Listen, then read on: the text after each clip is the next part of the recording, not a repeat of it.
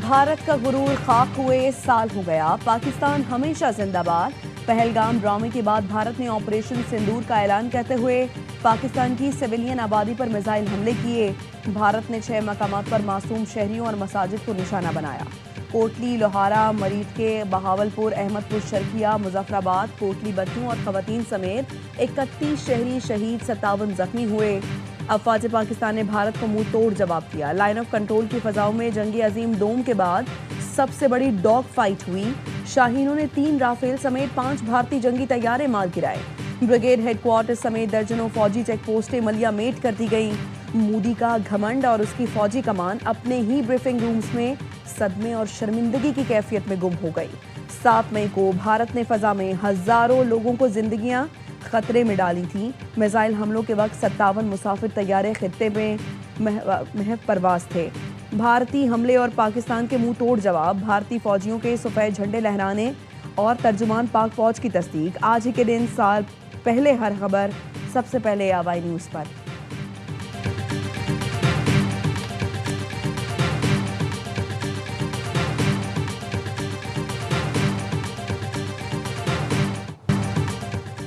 सात मई को राफेल के साथ भारतीय गुरूर और तकब्बुर खाक में मिला। भारतीय जहाज गिराने के लम्हात तारीखी थे।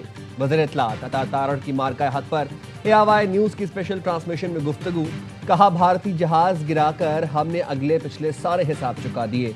एक भारतीय चैनल पर राफेल तैयारे का मलबा उठाते दिखाया गया। मार्का हद की फतह के बाद पाकिस्तान की अस्करी ताकत को दुनिया ने माना। भारत ने लॉबिंग में अरबों डॉलर लगाए, लेकिन आज वो तन्हाई का शिकार है।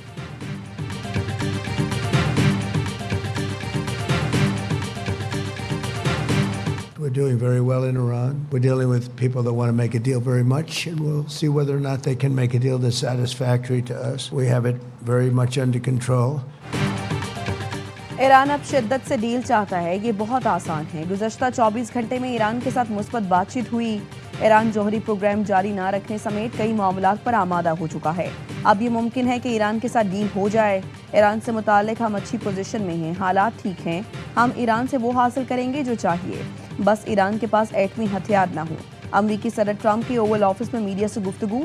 कहा, ईरान की फजाइया और नेवी को तबाह कर दिया। ईरान के मिसाइल और रडार खत्म कर दिए हैं। हम जीत चुके हैं। ईरान की पहली लेवल और दूसरे लेवल की क़यादत मारी जा चुकी है। ये रजीम चेंज है। पहले भी ईरान के साथ अच्छी बात हुई, लेकिन बाद में वो भूल गए।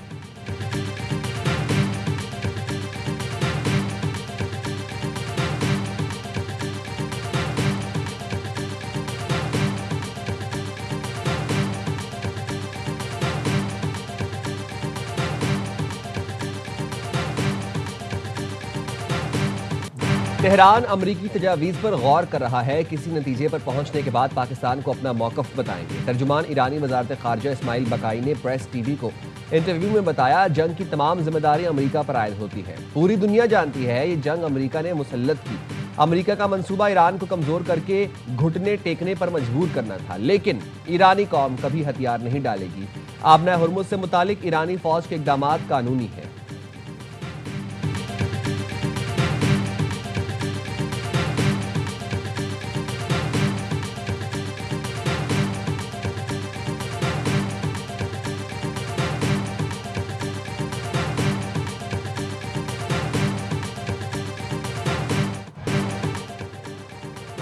वाशिंगटन और तेहरान में बराह रास्त मुलाकात जरूरी है। कशीदगी कम करने के लिए अपनी कोशिशें जारी रखने को तैयार हैं। मुकम्मल जंगबंदी नागुज़ीर है। चीनी वज़ीर ख़ारिजा की ईरानी हम मनसब से मुलाकात में गुफ्तगू। ईरान के खिलाफ अमरीका और इसराइल की जंग नाजायज़ करार दे दी। अब्बास इराक़ची ने मीडिया से गुफ्तगू में कहा, चीन ने तस्लीम किया, जंग के बाद का ईरान पहले से बिल्कुल मुख्तलिफ है। चीन दोस्तों ने कहा, ईरान के आलमी वक़ार में इजाफा हुआ। दुनिया ने ईरान की सलाहियतों और ताकत का अमली मुज़ाहिरा देख लिया। चीनी हम मनसब से मुलाकात में आपने हुर्मुज़ के मसले पर भी संजीदगी से गौर किया गया। ईरानी वज़ीर ख़ारिजा का सऊदी हम मनसब से भी राबता। कशीदगी में कमी के लिए राबते जारी रखने पर इत्तफाक।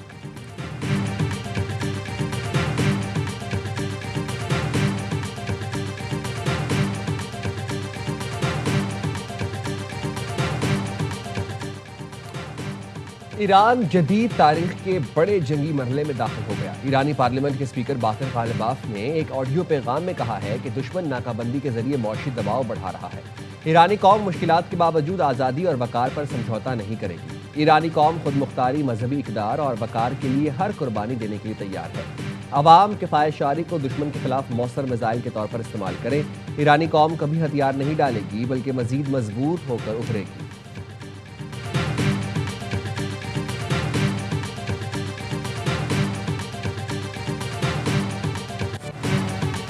अमेरिका और ईरान जंग के दौरान पाकिस्तान ने खित्ते में अमन के लिए भरपूर किरदार अदा किया। फील्ड मार्शल ने दोनों फरीकैन को जंगबंदी के लिए एक मेज पर बिठाया। वज़ीर-ए-आज़म शहबाज शरीफ का बैनुल-अक़वामी पैगाम इस्लाम कॉन्फ्रेंस से खिताब, कहा सालिसी की कोशिशें अब भी जारी हैं, दुआ है कोशिशें कामयाब हों, खित्ते में अमन कायम हो। वज़ीर-ए-आज़म का सदर ट्रंप के प्रोजेक्ट फ्रीडम रोकने के फैसले का भी खैर मकदम, कहा पाकिस्तान समेत दीगर मुल्कों और सऊदी वलीअहद की दरख्वास्त पर सदर ट्रंप का रद्द-ए-अमल फराख दिलाना है। ये फैसला खित्ते में अमन, इस्तेहकाम और मुफाहमत के फ़रोग में किरदार अदा करेगा। पाकिस्तान तहम्मुल, मुकालमे और सिफारतकारी के जरिए तनाज़ात के हल की हिमायत करता है।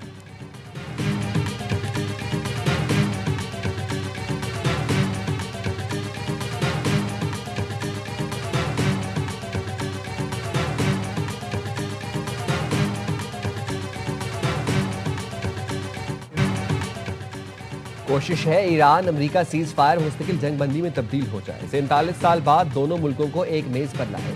दोनों की शर्त थी पाकिस्तान भी साथ बैठे और हम आज तक अपना किरदार अदा कर रहे हैं। नायब वज़ीर-ए-आज़म सादकार का इस्लामाबाद में तकरीब से खिताब, कहा हमारी इज्तिमाई कोशिशों से जंगबंदी मुमकिन हुई। हमने सब फरीकों को बता दिया था सऊदी अरब नो गो एरिया है। सऊदी अरब की तरफ कोई मैली आंख उठाने की जुर्रत ना करे। इस वक्त भी एयरफोर्स का एक स्क्वाड सऊदी अरब में मौजूद है। गुज़िश्ता साल भारत पाकिस्तान पर हमलावर हुआ।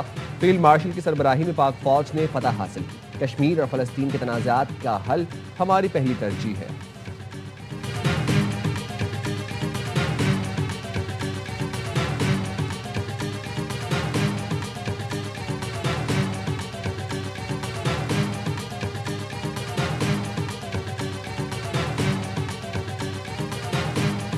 खलीज ओमान में अमरीकी फोर्सेस ने ईरानी परचम बरदार ऑयल टैंकर को रोक दिया। अमरीकी सेंटकॉम का कहना है टैंकर ने नाकाबंदी की खिलाफ वर्जी करते हुए ईरानी बंदरगाह जाने की कोशिश की।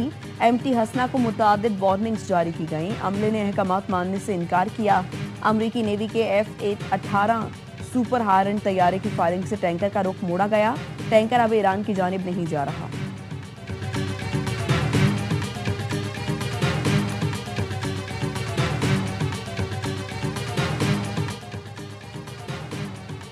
लेफ्टिनेंट कर्नल खालिद हुसैन शहीद की नमाज जनाजा चकलाला गैरिजन रावलपिंडी में अदा। नमाज जनाजा में वज़ीर-ए-आज़म शहबाज शरीफ और फील्ड मार्शल आसिम मुनीर की शिरकत। वफाकी वज़रा, आला सिविल अस्करी हुकाम समेत शहरियों की बड़ी तादाद शरीक हुई। वज़ीर-ए-आज़म शहबाज शरीफ का लेफ्टिनेंट कर्नल खालिद हुसैन शहीद को शानदार खिराज अकीदत, कहा शहदा की कुर्बानियाँ कौम के हौसले को मजीद मजबूत करती हैं। कौम दहशतगर्दी के खात्मे के लिए पुरअज़्म है। भारत की सरपरस्ती में होने वाली दहशतगर्दी के खिलाफ कार्रवाइयाँ जारी रखने का अज़्म। शहीद को आबाई इलाके सरगोधा में फौजी एजाज के साथ सुपुर्द खाक किया जाएगा। बहादुर अफसर ने बलोचिस्तान में इंटेलिजेंस बेस्ड ऑपरेशन के दौरान जाम शहादत नोश किया।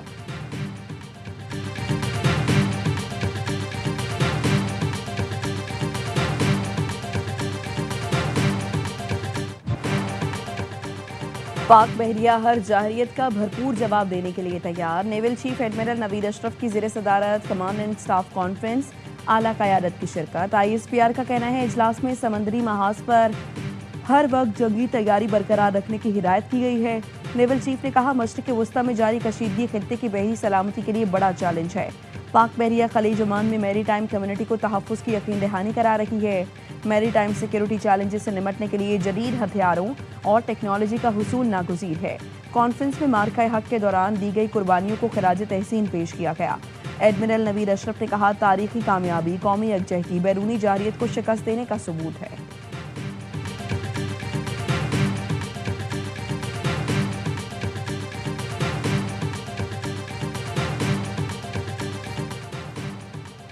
पाकिस्तान इलाकाई सालमियत के लिए हर हद तक जा सकता है। हम अपने दिफा पर कोई समझौता नहीं करेंगे। भारत ने मशकूक वाक़े को बुनियाद बनाकर पाकिस्तान पर इल्ज़ाम तराशी की। भारत की तरफ से खित्ते के अमन को सबताश करने की कोशिश की गई।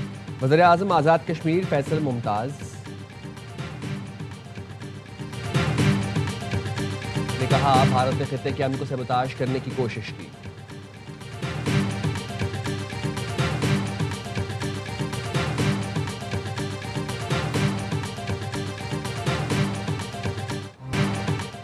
मार्का हक में शानदार कामयाबी का 1 साल मुकम्मल। मुजफ्फराबाद के क्रिकेट स्टेडियम में सकाफत के रंग छा गए।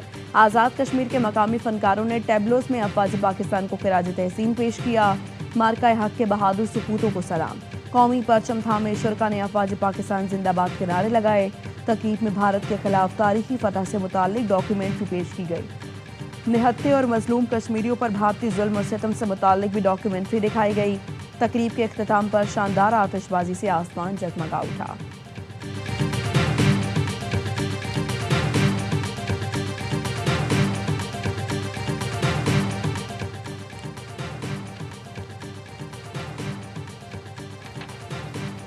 पाकिस्तान के लिए IMF कर्ज प्रोग्राम के तहत अगली किस्त मंजूर होने का इम्कान। कर्ज की मंजूरी के लिए IMF बोर्ड का इजलास कल होगा। एग्जीक्यूटिव बोर्ड से पाकिस्तान के लिए $1.2 अरब से जायद रकम की मंजूरी मुतवक्के है। पाकिस्तान को $7 अरब FF, $1.4 अरब RSF के तहत किस्त मिल सकती है। पाकिस्तान के लिए $7 अरब EFF प्रोग्राम की तीसरी जायजा रिपोर्ट मंजूर हो चुकी है।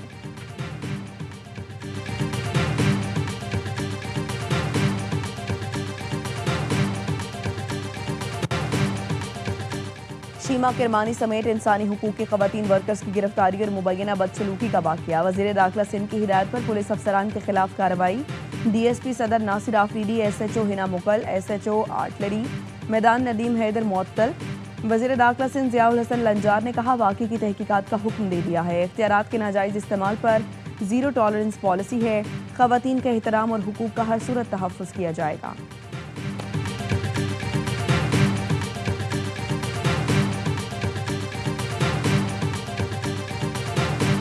काम Sindh solid waste management board के जिम्मे था, वो काम ये था शहर कराची के हर घर से कचरा उठे। शहर कराची में हर जानिब कचरा ही कचरा है और पीपल्स पार्टी करप्शन का पहाड़ा पड़ रही है। Sindh solid waste management board को खत्म किया जाए। Sindh solid waste management board खत्म किया जाए। सिंध हाई कोर्ट में दरखास्त दायर कर दी गई। दरखास्त गुजार अमीर जमात इस्लामी कराची मुन्नम जफर खान ने कहा, Sindh solid waste management board खत्म करके टाउन और यूनियन काउंसिल को इख्तियारात दिए जाएं। सारे बल्दियाती इदारों को सूबाई तहवील में लिया गया है। शहर में हर तरफ कचरा ही कचरा है। अदालत का दरवाज़ा खटखटा दिया, एहतजाज भी करेंगे।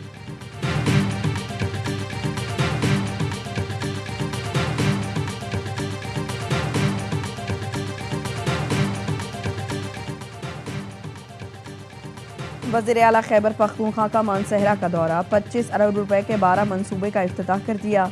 सुहेल आफरीदी ने कहा, आवाम का पैसा आवाम की फलाह पर खर्च करना हमारी जिम्मेदारी और रस्म है। हर मनसूबा मेरिट और मयार को मद्देनजर रखकर मुकम्मल किया जा रहा है। सिंध में आज से एक और हीट वेव का खदशा। महकमा मौसमियात ने अलर्ट जारी कर दिया। दर्जा हरारत 47 से 49 डिग्री सेंटीग्रेड तक जाने का इम्कान। आज से 11 मई तक दादू, शहीद बेनज़ीराबाद, घोटकी लाड़काना और सखर समेत दीगर शहरों में दर्जा हरारत बढ़ने का इम्कान। शदीद गर्मी के बाद सिंध पिंक गेम्स मुलतवी करने का फैसला। गेम्स 8 से 10 मई तक शहीद बेनज़ीराबाद में शेड्यूल थी। नई तारीखों का ऐलान जल्द किया जाएगा।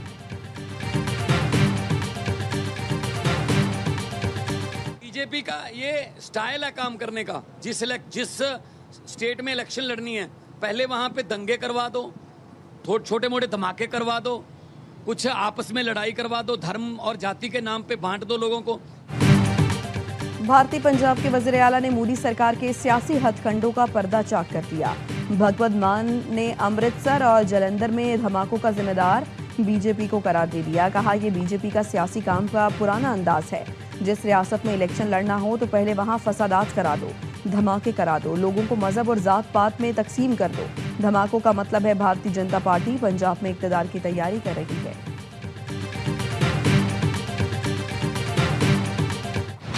एक तरफ हठधर्मी, दूसरी तरफ दिखावे की नरमी। मोदी सरकार ने पाकिस्तान से खेल रवाबित पर दोगली स्पोर्ट्स पॉलिसी का ऐलान कर दिया। पॉलिसी के तहत भारत पाकिस्तान के साथ 2 दफा मुकाबलों में हिस्सा नहीं लेगा, लेकिन आलमी इवेंट्स की मेज़बानी की खातिर कसीरुल-अक़वामी इवेंट्स में खेलेगा। भारत अपने मुल्क में होने वाले आलमी इवेंट्स से पाकिस्तानी खिलाड़ियों को वीज़ा फराहमी भी यकीनी बनाएगा। भारत 2036 ओलंपिक्स की मेज़बानी का ख्वाहिशमंद है। खेल में सियासी मुदाखलत की वजह से इंटरनेशनल ओलंपिक कमेटी भारत को सख्त वार्निंग जारी कर चुकी है।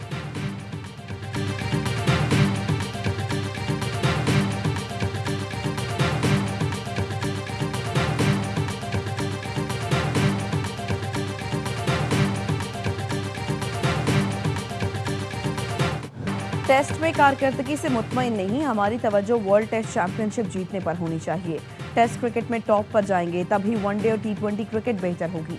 फास्ट बॉलर शाहीन आफरीदी की ढाका में प्रेस कॉन्फ्रेंस, कहा किसी भी टीम को होम ग्राउंड पर हराना आसान नहीं होता। पाकिस्तानी टीम की ढाका में मुसलसल तीसरे रोज भी प्रैक्टिस, सीरीज के लिए खिलाड़ियों का फोटोशूट, ट्रॉफी की रुनमाई आज होगी। पाक बांग्लादेश पहला टेस्ट जुम्मे से खेला जाएगा।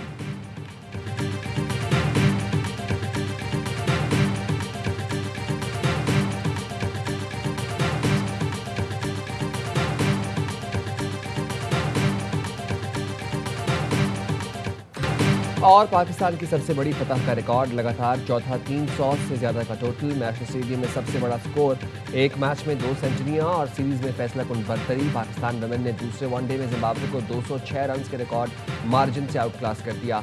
कराची में मेहमान टीम 344 रन के ताकुब में 137 रन पर ढे। कप्तान फातिमा सना की 3 विकेटें, कौमी टीम ने पहले खेलकर 4 विकेटों पर 343 रन बनाए। सदफ शम्स और गुल फिरोजा की पहली सेंचुरियां।